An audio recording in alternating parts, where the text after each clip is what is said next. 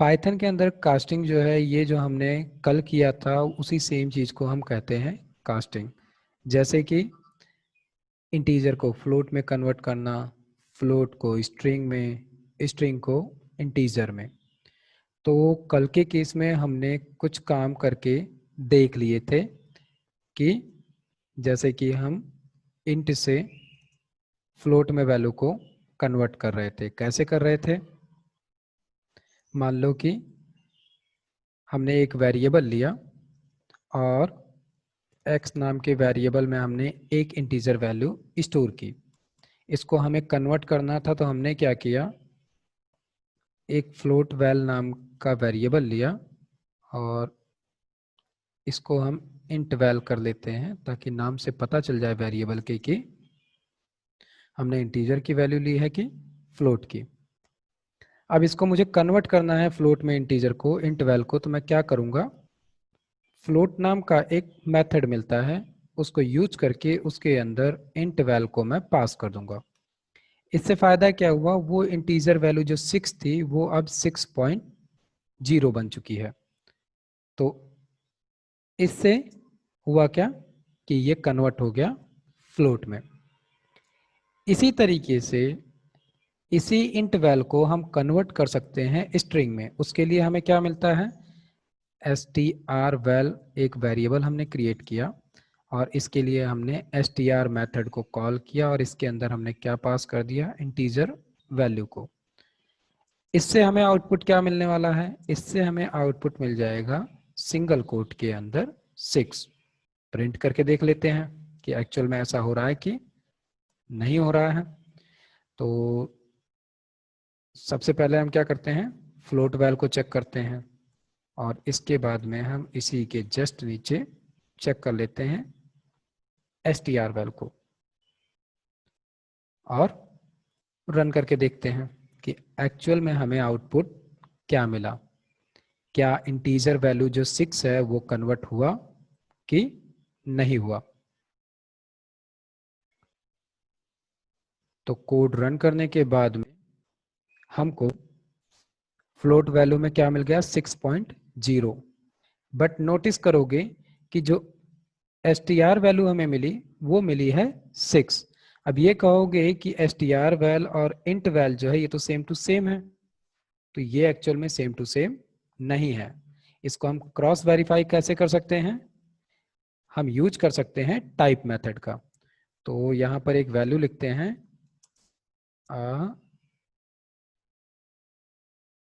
String message pass कर देते हैं क्या, कि टाइप ऑफ इंट वैल।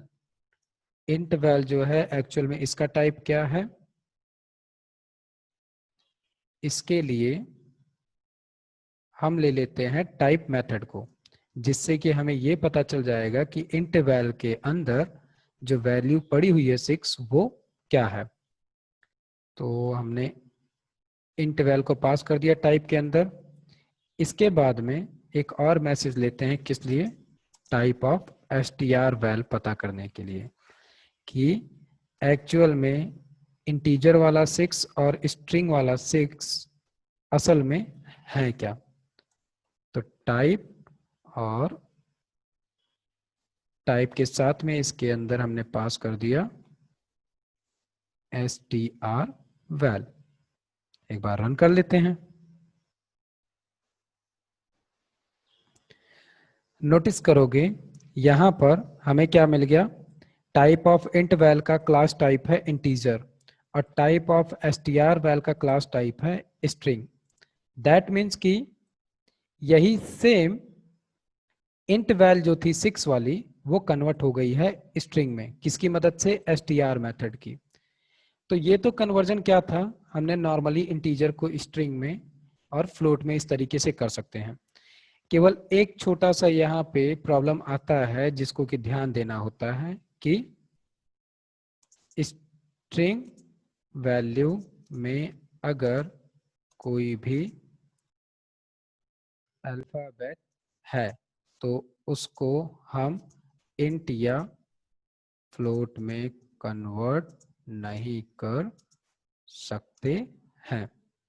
जाहिर सी बात है कन्वर्ट नहीं कर सकते हैं, क्यों, क्योंकि इंटीजर में कन्वर्ट करने के लिए वैल्यू एक्चुअल में डिजिट में होनी चाहिए, और वही सेम केस फ्लोट के लिए भी है।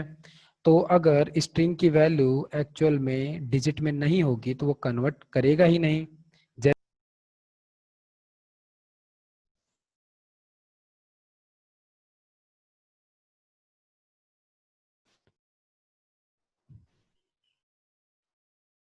नेम में क्या करते हैं, हम एक नाम पास कर देते हैं। मान लो हमने यहाँ पर विकास नाम पास कर दिया।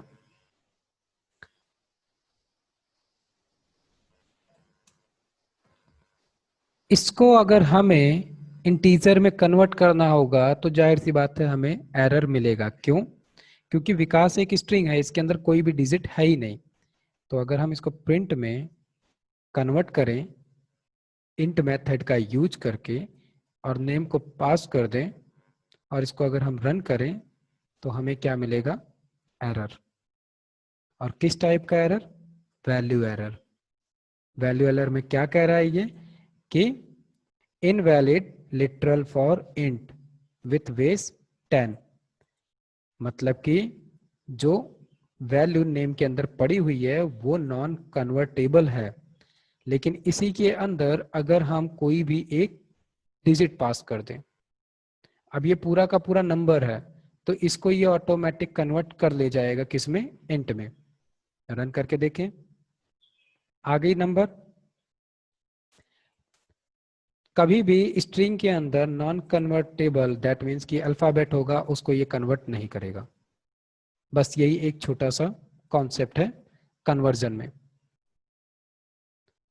और ये स्पेसिफाई या वेरिएबल टाइप अभी हमने वही करके देखा कि स्पेसिफाई या वेरिएबल टाइप का मतलब क्या है कि वेरिएबल के अंदर किस टाइप वेरिएबल के अंदर किस टाइप की वैल्यू पड़ी है उसको पता करना। ये पता करने के लिए टाइप मेथड का यूज किया जाता है। मैंने कल भी बात की थी और पहले भी बताया है कि कोड करते समय हमेशा कमेंट का यूज करो, ताकि जो तुम यूज कर रहे हो, जो भी कोड रन कर रहे हो, ये वो अच्छे से याद हो जाए। तो वेरिएबल टाइप का इस्तेमाल क्या हो रहा था? जो भी कोई भी वेरिएबल वैल्यू स्टोर करके रखा है उसको हमें पता करना है कि एक्चुअल में उसने किस टाइप की वैल्यू स्टोर करके रखी है। उसको पता करने के लिए हम बार बार किसका इस्तेमाल कर रहे हैं? टाइप मेथड का। और टाइप मेथड के अंदर बस वेरिएबल का नाम हमें पास करना है और वो हमें क्या दे देगा? उसका टाइप। तो ये तो बात हुई कास्टिंग की, इसको हमने कल देखा था, थोड़ा सा आज रिवाइज भी कर लिया। अब हम आते हैं प्रॉपरली स्ट्रिंग में। तो स्ट्रिंग में जो थोड़ी बहुत कंफ्यूजन है पहले हम उसको क्लियरिफाई करते हैं कि एक्चुअल में ये स्ट्रिंग है क्या। स्ट्रिंग को अगर हम बोलें तो स्ट्रिंग नॉर्मल केस में एक थ्योरी लिखने का तरीका है। ठीक है, जैसे हम नॉर्मल केस में थ्योरी लिखते हैं वैसे ही हम पाइथन लैंग्वेज में भी थ्योरी लिखते हैं। कोई भी लाइन स्टेटमेंट लिखने के लिए हमें स्ट्रिंग की ज़रूरत पड़ती है, और एक स्ट्रिंग के अंदर हम चाहे डिजिट लिख दें या इंटीजर या फ्लोट, कोई भी टाइप का नंबर लिखें, वो सब कुछ स्ट्रिंग ही है। ऐसा नहीं है कि वो इंटीजर बन जाएगा या फ्लोट बन जाएगा। तो इस चीज में कभी कंफ्यूज मत होना। दूसरी चीज, स्ट्रिंग जो है, स्ट्रिंग को हम लिटरल्स भी कहते हैं, स्ट्रिंग लिटरल्स, इंटीजर लिटरल्स। इनके लिए हम किसका यूज करते हैं? जैसे स्ट्रिंग के लिए हम यूज कर रहे हैं स्ट्रिंग लिटरल्स के लिए str मेथड का। और हमें अगर कोई भी स्ट्रिंग बनानी है तो उसके लिए हम क्या करते हैं? या तो सिंगल कोट के अंदर, जैसे कि यहाँ पर नेम हम लिख देते हैं पाइथन, एक और वेरिएबल हम लेते हैं name1, और इसके अंदर हम डबल कोट से लिख देते हैं फिर से नेम न्यू पाइथन। स्ट्रिंग को लिखने के दो तरीके होते हैं, सिंगल कोट, डबल कोट। ये हर एक प्रोग्रामिंग लैंग्वेज में ऐसे ही मिलेगा। हर एक प्रोग्रामिंग लैंग्वेज में सिंगल कोट और डबल कोट दोनों ही इस्तेमाल होता है। तो उसके अलावा अगर हम असाइनिंग की बात करें तो अभी जो हमने ऊपर किया इसी को कहा जाता है असाइनिंग, कि एक वेरिएबल के अंदर हमने एक स्ट्रिंग वैल्यू असाइन कर दी। और असाइन करने के लिए हम किसका यूज करते हैं? इक्वल टू का। तो यहां पर हम लिख सकते हैं कि वैल्यू को असाइन करने के लिए इक्वल टू का, इक्वल टू साइन का यूज करते हैं। अभी इसको हम आगे चल के अच्छे से ऑपरेटर में समझेंगे। ये जितनी भी चीजें हम जैसे इक्वल टू लगा रहे हैं, ग्रेटर देन, स्मॉल, या greater than, equal to, equal to, equal to, ये सारा का सारा पार्ट है ऑपरेटर का। जब हम ऑपरेटर पढ़ेंगे तब हम अच्छे से इस चीज को समझेंगे कि ये कितने टाइप के ऑपरेटर्स हैं और इनका क्या क्या काम है। अगर हमने स्ट्रिंग को असाइन कर दिया है एक वैल्यू में, वेरिएबल में, तो हम उसको आराम से प्रिंट करके चेक भी कर सकते हैं। तो यहाँ पर हम स्पेशल कैरेक्टर का यूज कर रहे हैं /n/n न्यू लाइन के लिए, और यहाँ पर नॉर्मली नेम स्ट्रिंग देकर नेम प्रिंट करा देते हैं। तो इसको अभी हम रन करेंगे तो क्या मिल जाएगा? नेम कॉलन और उसके आगे पाइथन मिल गया। और जो हमने यहाँ पर $n दिया था, इससे क्या हुआ? 2 लाइन का स्पेस हमें मिल गया। तो हम /n का यूज करते हैं न्यू लाइन के लिए। तो बाकी जितना भी यहाँ पर आउटपुट हमें मिला था उससे थोड़ा हट के अलग से सेपरेटली हमें हमारा ये न्यू आउटपुट मिल गया। ये केस हुआ अभी तक नॉर्मल स्ट्रिंग का। स्ट्रिंग के अंदर हम मल्टी लाइन स्ट्रिंग भी यूज करते हैं।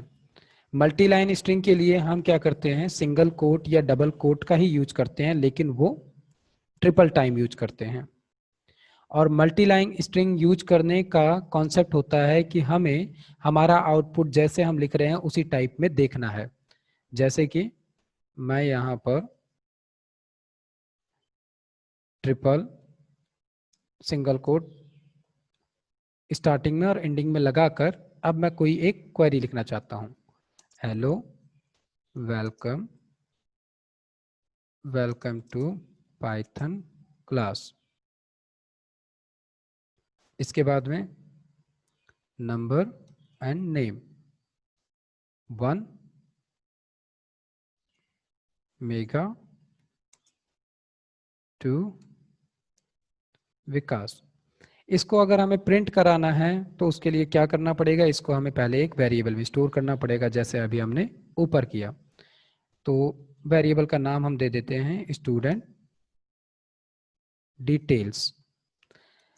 वेरिएबल का नाम देने में हमेशा ध्यान रखो कि नाम हमेशा रिलेवेंट देना चाहिए। वेरिएबल का नाम कितना लंबा हो जा रहा है उससे मैटर नहीं है। वेरिएबल का नाम ऐसा रिलेवेंट होना चाहिए जिससे ये पता चल जाए कि ये वेरिएबल किस टाइप की डिटेल को स्टोर करके रखा है। अब जैसे मैंने अगर यहाँ पर वेरिएबल का नाम दे दिया स्टूडेंट डिटेल्स, तो इसको देखने से तुरंत पता चल जाएगा, अच्छा इस वेरिएबल के अंदर स्टूडेंट की डिटेल पड़ी हुई है।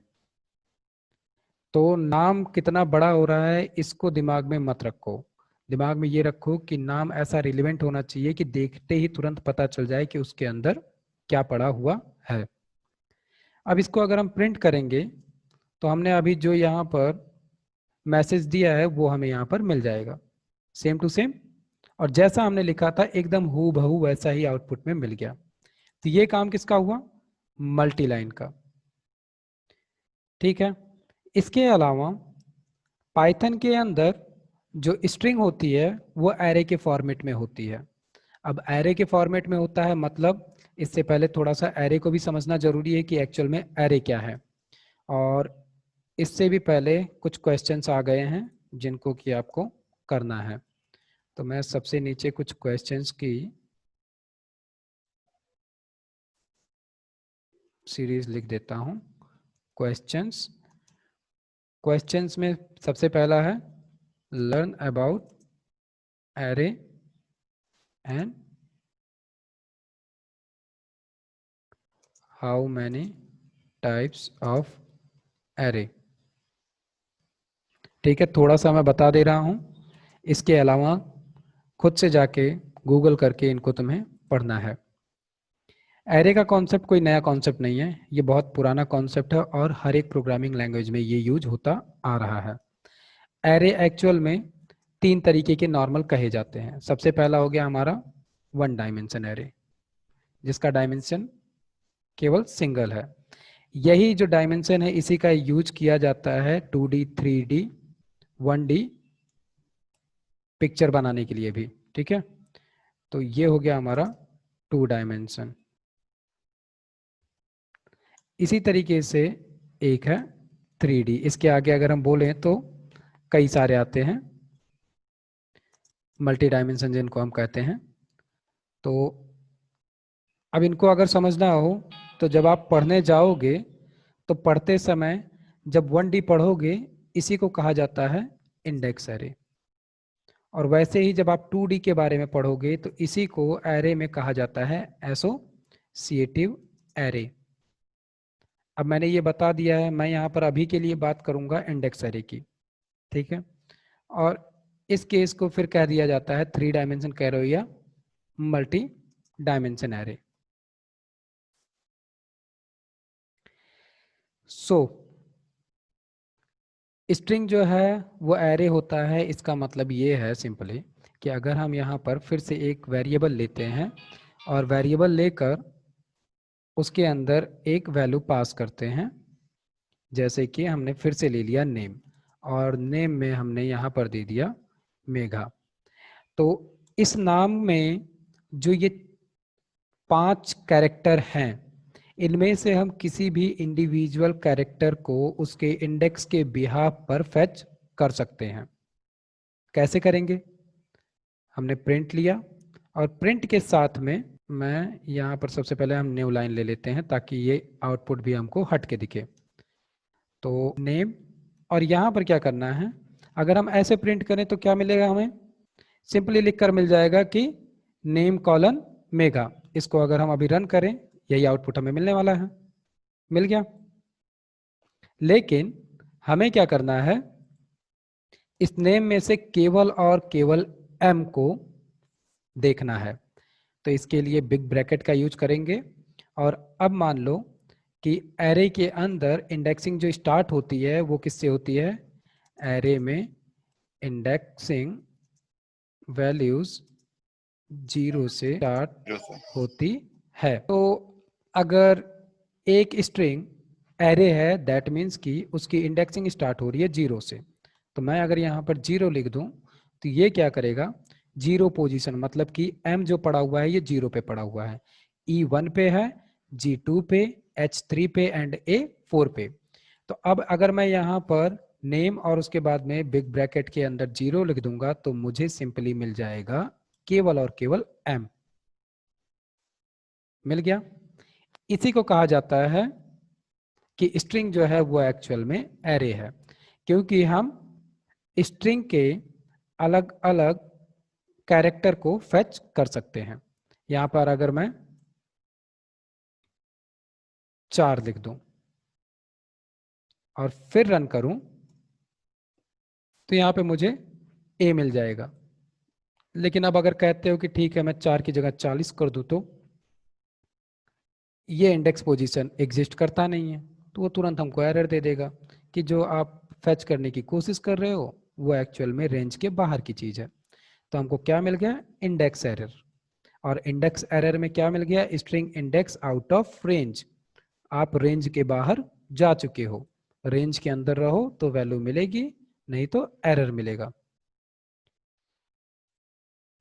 अब अगर हमने बात की कि स्ट्रिंग एक एरे होता है और एरे होता है दैट मीन्स कि हमें उसकी इंडेक्स पोजीशन से वैल्यू मिल सकती है, वैसे ही हम इस एरे को स्लाइस भी कर सकते हैं। स्लाइसिंग का मतलब क्या हुआ? जैसे मान लो हम सब्जी में स्लाइस काटते हैं ना, छोटे छोटे छोटे छोटे टुकड़े, या हम जैसे सलाद काट रहे हैं, छोटे छोटे पीसेस बना रहे हैं, वैसे ही हम यहाँ पर भी ये जो मेघा शब्द है इसको अलग अलग कैरेक्टर्स को हम छोटे छोटे बंच में ले सकते हैं।